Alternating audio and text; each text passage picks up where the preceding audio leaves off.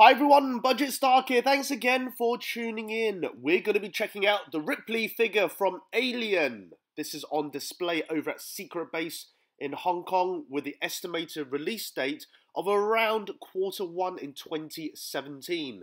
I'll actually address a few topics mentioned by collectors in the community. The first thing we'll touch on is the hair, whether it should have been rooted hair or the hair sculpt that they have. I think that if they went with a rooted hair, it would look terrible. The reason for that is that it's going to travel halfway around the world. It's going to be sitting in a box for several months before it actually is opened by collectors. And with the change in humidity, temperature, the fact that it's packed in there for a considerable amount of time, it may have left the factory in perfect condition, but by the time a collector opens the box and sees the figure, it may be painted perfectly, loads of accessories, but the thing that you will be drawn to is the ridiculous perm and the way the hair holds. Just like how people were hating the Chewbacca figure when they opened the box. But for those who do have the Chewbacca figure and spend a bit of time playing about with the hair and moulding it, it looks great. So to avoid all of those issues, they went with sculpted hair, and hair is actually quite a complex part of this figure. The next thing is the paint app on the face and the features. I actually think it looks pretty decent. You have to see this in person and with the right lighting, because obviously lighting makes a huge impact for those who know a little bit about photography.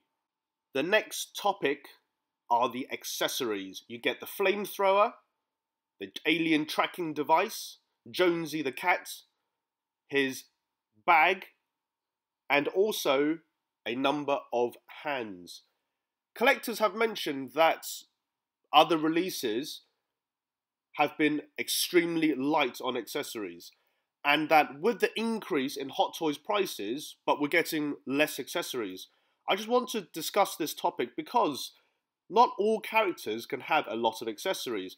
But some releases can. Commando, Hawkeye, Ichabod Crane, they had a bunch of accessories. So it's really character dependent, not purely the fact that we're getting less accessories all the time. This Ripley figure has a lot of accessories. It even has this diorama base, which, by the way, looks excellently sculpted and painted with additional weathering along the line.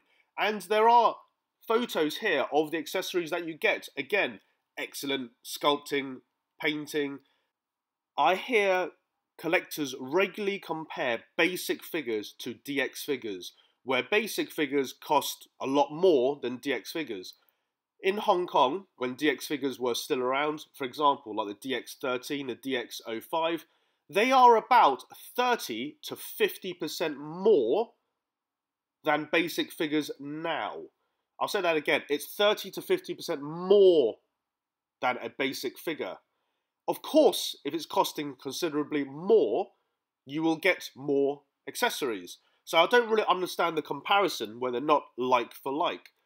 In my eyes, a basic figure comes with slightly less accessories than a DX figure, and it has always been the case. Here are some photos of Jonesy, and I don't think it looks as bad as some people have said in the photos online and on the Facebook pages. I think it actually looks pretty decent. I think this is actually one of the first times that Hot Toys have sculpted an animal.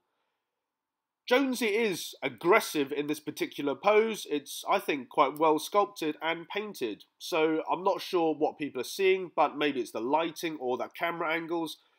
I think it looks pretty good. That's pretty much all I wanted to show you guys. That's on display over at Secret Base in Hong Kong. Hope you enjoyed this video. Thanks for watching, and catch you all at the next video.